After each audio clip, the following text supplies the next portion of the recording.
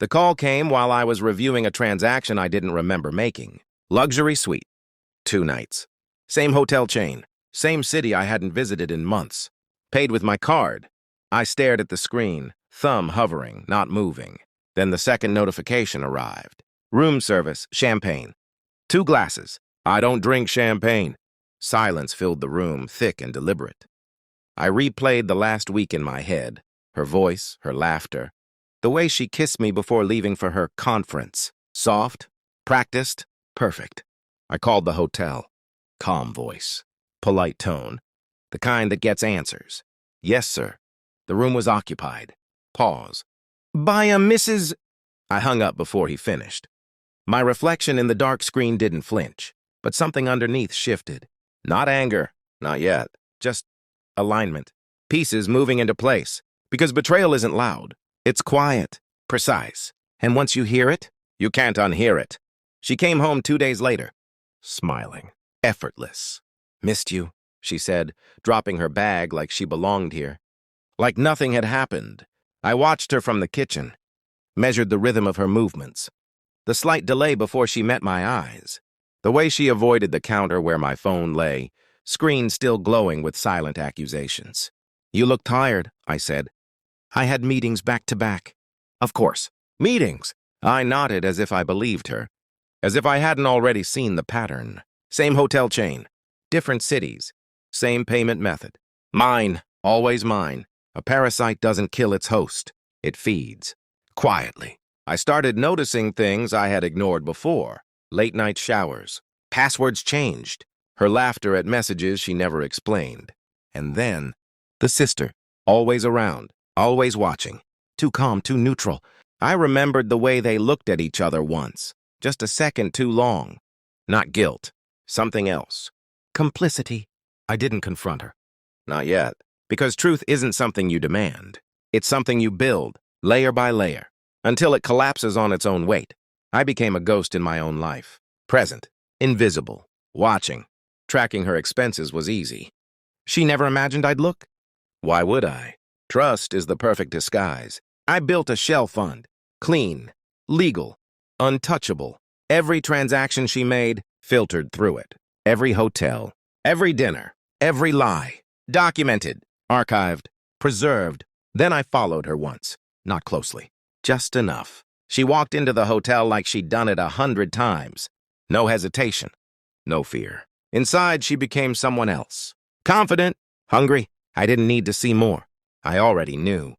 But knowing isn't enough. Proof matters. Especially in court. Especially when you're about to destroy someone cleanly.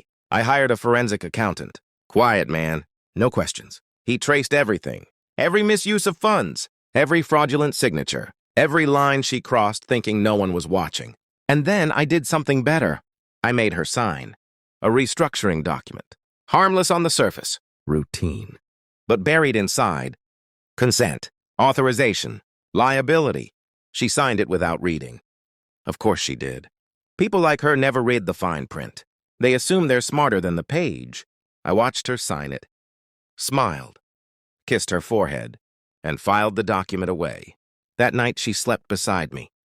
Peaceful. Unaware. While I lay awake. Not angry. Not broken. Just finished. The report arrived on a Tuesday. Thick envelope. Heavy. Final. I placed it on the table between us. She looked at it. Then at me. What's this? Open it. She hesitated. Then she did. Page after page. Transactions. Signatures. Hotel records. Her face changed slowly. Confusion. Recognition. Fear. This isn't... It is. My voice didn't rise. Didn't shake. I had already processed everything. She was just catching up. You used my accounts, I continued. Repeatedly. I didn't... You signed authorization. I slid the document across the table. Her signature stared back at her. Cold. Permanent. That's not what I... It doesn't matter what you meant. Silence. Heavy. Crushing. Tears welled in her eyes. Too late. You were careful, I said. Just not careful enough. She reached for me. I leaned back. Distance matters in moments like this. I loved you, she whispered. I studied her face. Tried to find something real. There was nothing left. Love doesn't require this much accounting, I replied. The charges were filed within the week. Fraud, financial misuse, documented, verified, unavoidable. She called me 71 times. I didn't answer. Not until the last one. Please, she said, voice breaking. We can fix this. No, I said. You can face it. Click. That was the last conversation we ever had. Her sister came to see me. Unexpected, uninvited, but not unwelcome. You planned all of this, she said. Yes. She didn't look shocked. Just thoughtful. She told me everything, she added. I assumed she would. A pause. Then something shifted in her expression. Not sympathy. Understanding. She underestimated you. They always do. Months later, we were married. Not out of revenge. Not entirely. But because she saw what others didn't. The truth beneath the surface. And she respected it. Thanksgiving came. A call from my former daughter-in-law. Sharp voice. Entitled, If you want to join Thanksgiving, come wash the dishes. I looked around my villa in Switzerland. Glass walls. Snow falling beyond them. Silence. Luxury. Earned. Enjoy, I said. And hung up. Minutes later, my phone exploded. Photos travel fast. 71 calls again. This time, I didn't even consider answering. People think revenge is loud, explosive, messy. They're wrong. Real revenge is quiet, structured. Legal. It leaves no fingerprints, only consequences. She lost everything. Not because I took it, but because she handed it to me, signed it away, line by line, choice by choice. I didn't destroy her. I revealed her.